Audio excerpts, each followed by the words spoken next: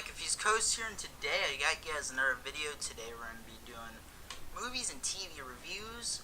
This is going to be the series where I summarize movies and TV and review them, and both basically in one episode. I don't know how long this will take. This will probably take like 30 minutes or something to explain it from start to finish. Probably mostly with shows anyway, because most of these shows are just hours long, and it takes quite a bit of time to try to get in detail with it.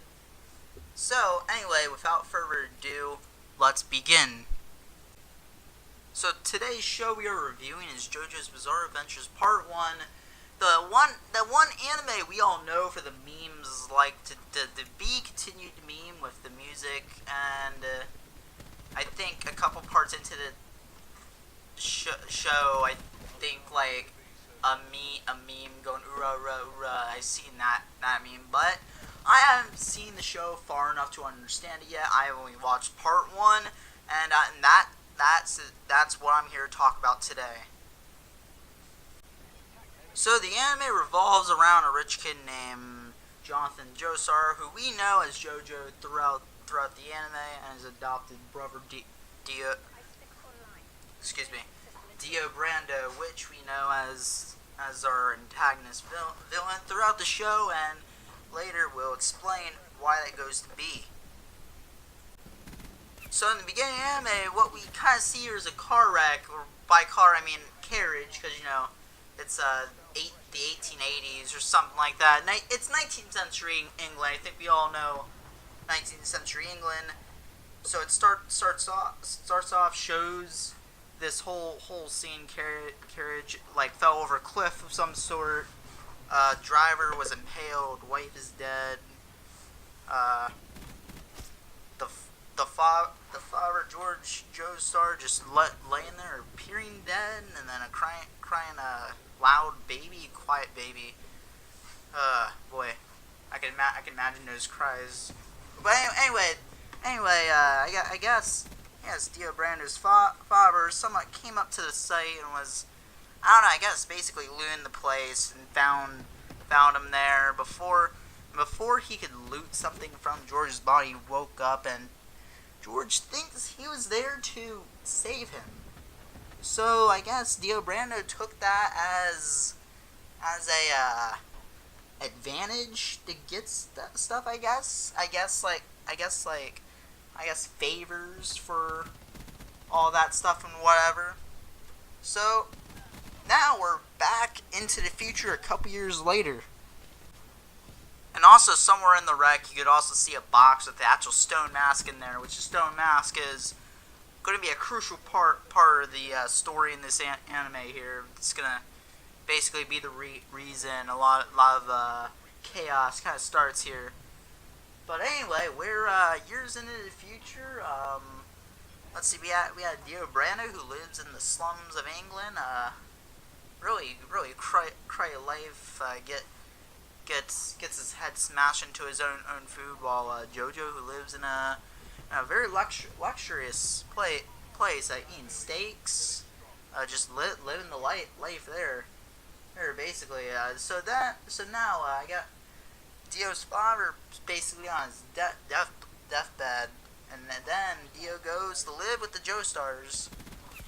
But then, as we go on, we see Dio's plan is to get rid of the Joestars, and that is very well seen in the beginning when he first meets JoJo's dog and just kicks him in the face, basically, as he was trying to meet him. Kind of a way to start off a little war there between families and whatnot. Now Dio starts out his plan by trying to destroy JoJo's reputation, basically, making his life a living hell. As I heard someone else say it, and there we go. I had to study a little bit.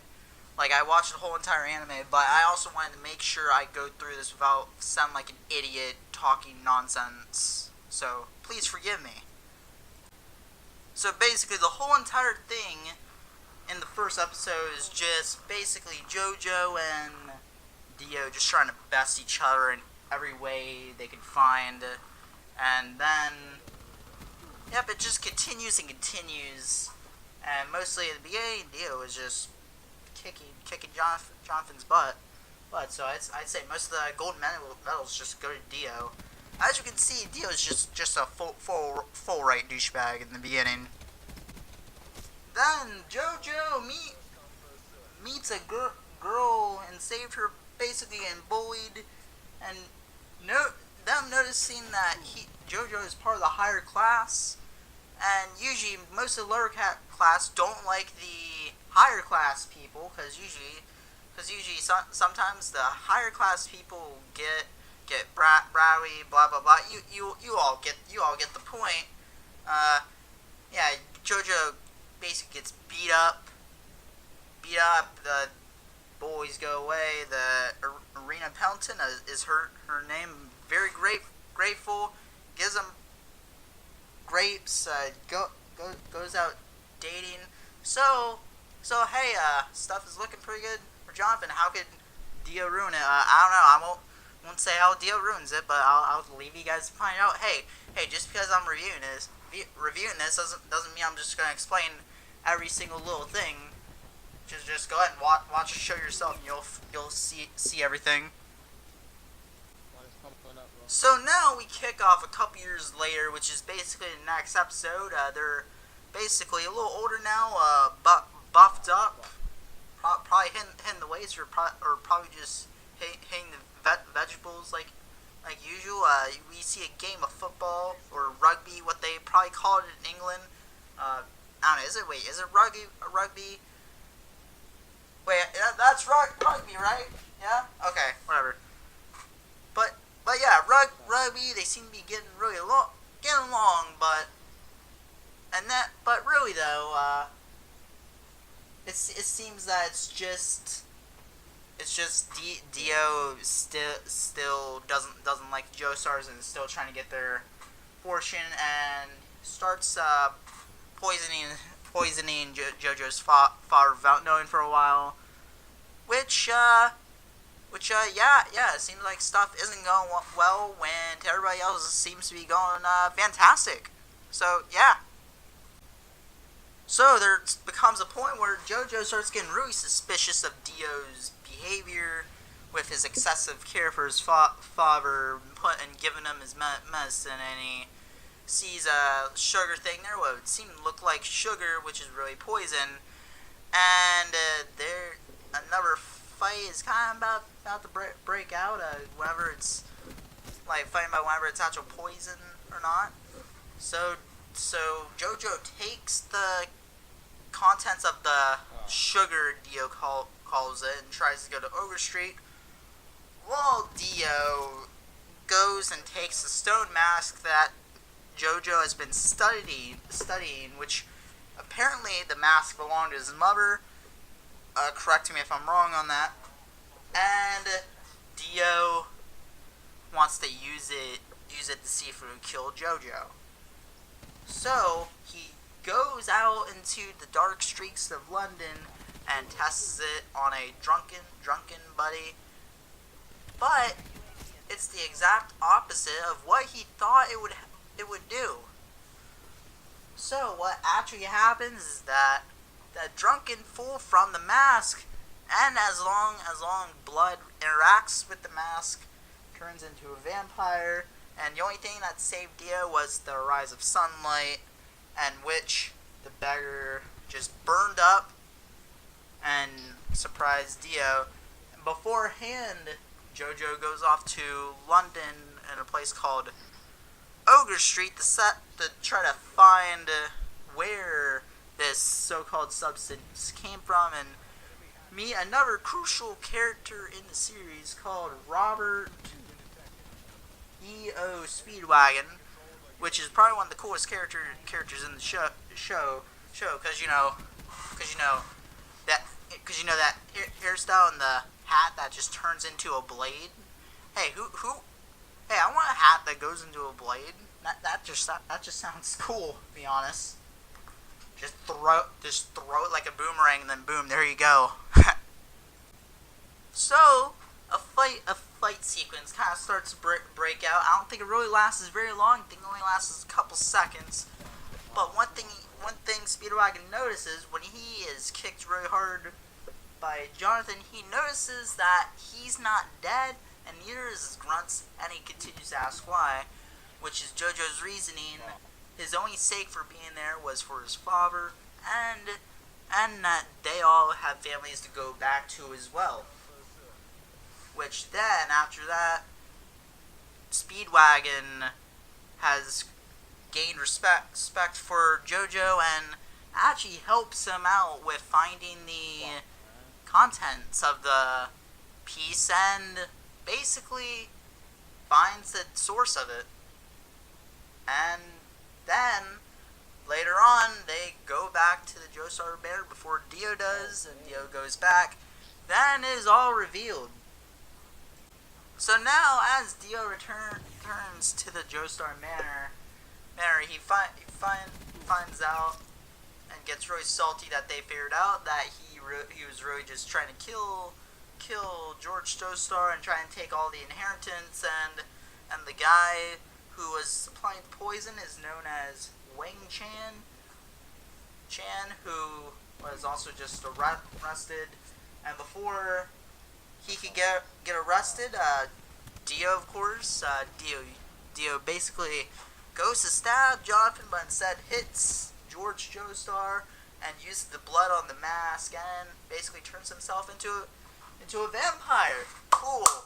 And gets a whole bunch of bullets in him, and they think he's dead, but he is really not. And murders all the policemen. Oh yeah, and plus beforehand, there's this whole little scene where JoJo's mourning his father, blah blah blah. You know, kind of quick little thing. But anyway, there's a whole little fight sequence between JoJo and Dio, and to defeat Dio, JoJo had to burn down the manor itself and skewer Dio on a statue and get out before the fire trapped him in there. So after that, you would think that's it. We'll get to that later.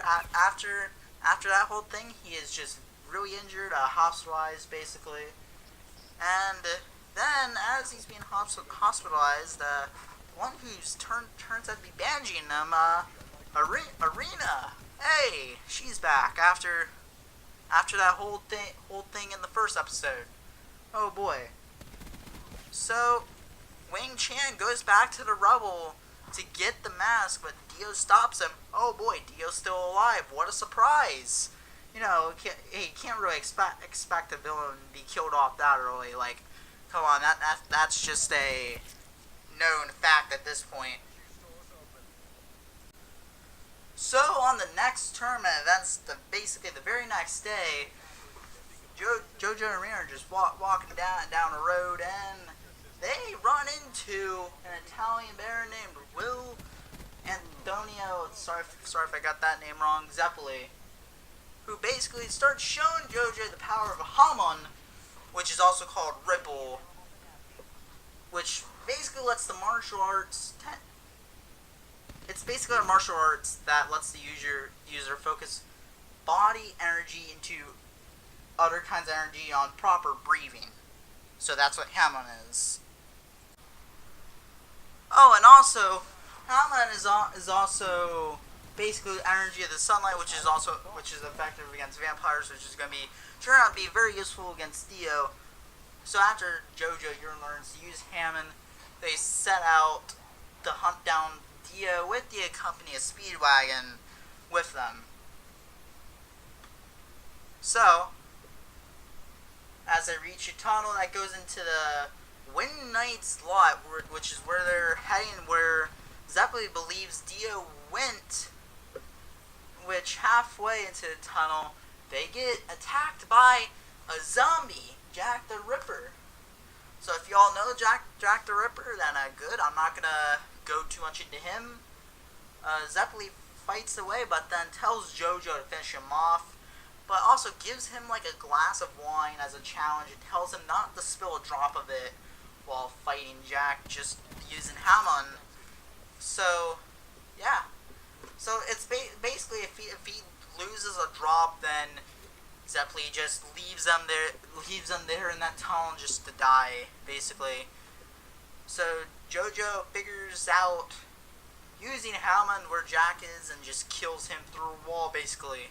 Kind of like Vision Pulse in Black Ops 4 from Recon. Ha ha ha ha. So, now, as they reach the other side of the tunnel, the crew gets their luggage stolen by a small boy named Poco, which Poco swims to the other side of the lake next to them. So, then Zeppeli starts chasing him down, and using Hammond, he starts running on the water like Jesus Christ, along with JoJo. I forgot how Speedwagon got over there. Maybe I think he just swam over there like normal. I forgot how he got over there. Let me know in the comments, because I'm too lazy to watch part 1 all over again. Because after this, I'm most likely to start watching part 2.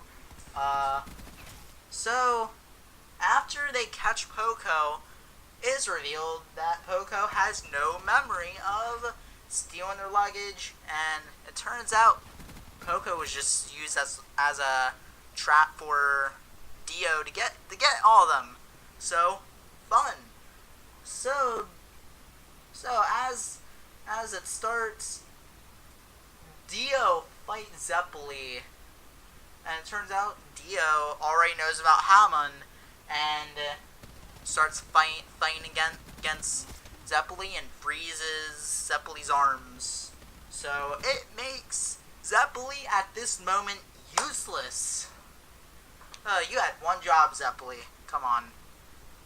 So, now, the next situation, Dio has apparently brought 2 zombified legendary knights who served as key characters in the feud between Ep.1 and Mary, Queen of Scots in the 1500s, whose names were Buford and Tarkus. So Dio then just leaves the area believing that he's already won the fight. Like his zombified warriors from the 1500s are just gonna crush those dudes in an instant. So he just basically just leaves. Then Buford just challenges Jonathan and his pride, and also they start out with fighting with swords. I don't know, Buford does some sort of thing with his hair where he holds the sword with his hair instead of his hands. Like I said, I don't know how that's possible, but then again, we are talking about anime here, so I don't really have a say in that. So they started doing a thing in water, and like a sensible man, you would think JoJo would just try to swim up to the surface, but instead he swims down to grab air from the rocks below. Then he's able to just fight them down there. Because he's now breathing with the air bubbles, he was able to use his Hammond, because Hammond is used from proper breathing, which we all know.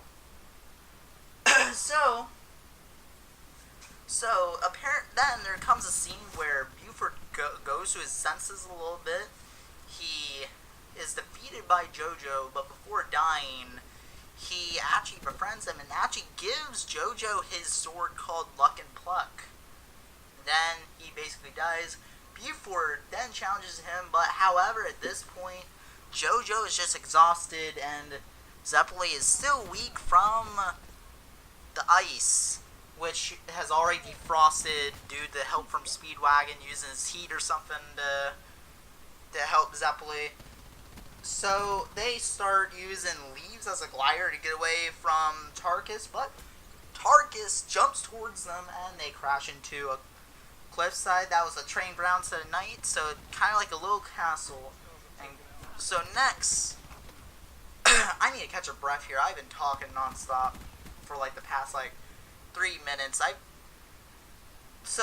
I'm not gonna explain how I'm doing this recording. I'll just let you guys listen in. So anyway, JoJo starts walking into the room, but apparently Tarkus was already set up in there. He traps JoJo in there, and they're both chained to their necks. Some sort of like game, I forgot what they call it, but it's like some sort of thing where one person has to get the key from the other person by fighting with the chains. I don't know how, I forgot how that worked entirely.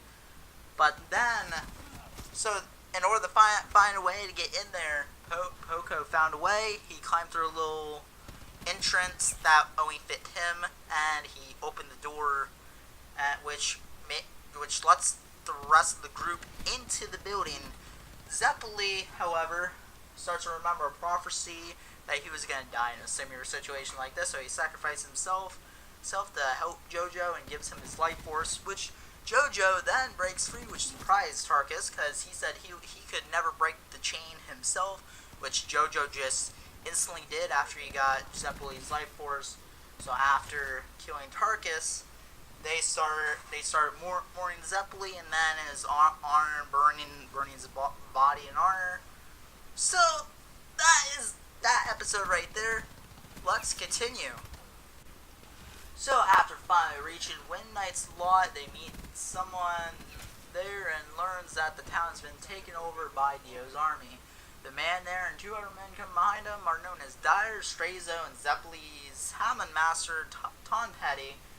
And as they start talking, JoJo explains what happened to Zeppeli, and it was really no surprise to Zeppeli because it was no surprise to Tonpetty. I apologize, because he proceeded coming because he's the one who told him about everything. So now the group starts to hunt down Dio in his little castle, and I guess they rescue Poco's sister, which apparently Dio had, and then they rescued her from the grasp of one of his minions. So as they start confrontation, Dio calls off the zombie army and starts saying that JoJo is his own fight alone. Dyer stops him, believing that it was his right to fight Dio since Zeppeli was a long-time friend of his, but ends up instantly getting frozen. Like what happened to Zeppeli, but instead of just his arms, his whole entire body is frozen. Then Dio just breaks him, and he's just ahead at this point, but he's still able to land one hit on him with just his head. I don't know, like basically just shooting a rose from his mouth that he picked up from where he landed and just hit his face, which triggers Dio, and Dio just calls the zombie horde out to fight the crew except JoJo, which JoJo starts fighting Dio with the sword that Buford gave him in the fight before. So Dio then freezes JoJo, but JoJo notices there's fire around them, so he uses that fire to help with the ice breaking. If you guys don't remember how Hammond, that's how Hammond. I don't know. I like the sound of that. Hammond, hum off. Okay, enough of that. So now, after fighting a little bit, he sends Dio off the cliff with his Hammond, flowing through his body. Dio rips off his head before the Hammond powers could reach it, and was saved by Wang Chen, who picks up the head and promises him a new body and just goes on off. So now, believing that Dio was just completely dead, JoJo and the gang just destroys the mask and fixes up the town a little bit. Then boom, that was that episode. Oh wait, but is it over? No, it's not, because Dio isn't dead yet. There's one more little confrontation. So shortly after the Wind Knight incident, Jonathan marries Irina, and then they go off on a honeymoon to America, because that was the greatest immigration time of the year in America, like around the 1800s. However, during dinner on the boat, JoJo notices the one and only Wang Cheng on the ship, and then starts following him, he's now led into a trap, which amazingly, Dio's nothing but a head at this point. He hid himself into a special coffin built and put on the ship, Dio's plan, which he revealed to Jonathan, which I don't know why villains do. Apparently villains always reveal their plans. His plan was to kill him and attach his own head to JoJo's body before showing up to America. And amazingly, with just his head, he was able to just fatally wound Jonathan in front of Arena, which JoJo starts using whatever hammer he can to destroy Wang Chang's head, which then leads Wang Chang's body to get stuck in the engine, which will then lead up to a big boat go boom. Hope you guys got that Black Ops 3 reference right there. Then, as Jonathan's trying to get Arena to flee the boat, he is wounded from shrapnel from the engine explosion. Then Dio tries to make one last attack to Jonathan, but however, Jonathan saw the attack coming, took the shrapnel from his back and just stabbed Dio, and starts holding Dio, and Dio is just forcing them to let go. But however, Jonathan's just reflecting on their past and fate as the ship begins to sink. But as Dio continues to demand to let him free, Dio only finds out Jonathan has already died from the wounds he got, and then the ship explodes with both dudes inside, and Arena escaping in the coffin with her surviving infant and pregnant with Jonathan's kid, which marks the end of part 1. Woo! Finally done with that. Holy crud. Okay. So, real quick, let me just say, now that I'm actually done with this, let me say how much of a pain in the butt this was to actually try to record. I had to pause in between multiple times so I could actually catch a breath, because I just blurted out a lot of stuff in the last hour, and this took me like 27 minutes to record, and I'm finally done with this recording. Okay. Woo. So I hope you guys liked it. Hope you guys liked that little summary of my review. I thought it was really good. I enjoyed watching it. I am watching part 2 right now. I only got through like the first episode of part 2. I've been watching it on Netflix. I think Netflix only has part 1 and 2. So, I guess like if I want to find part 3, I guess I'll have to find it.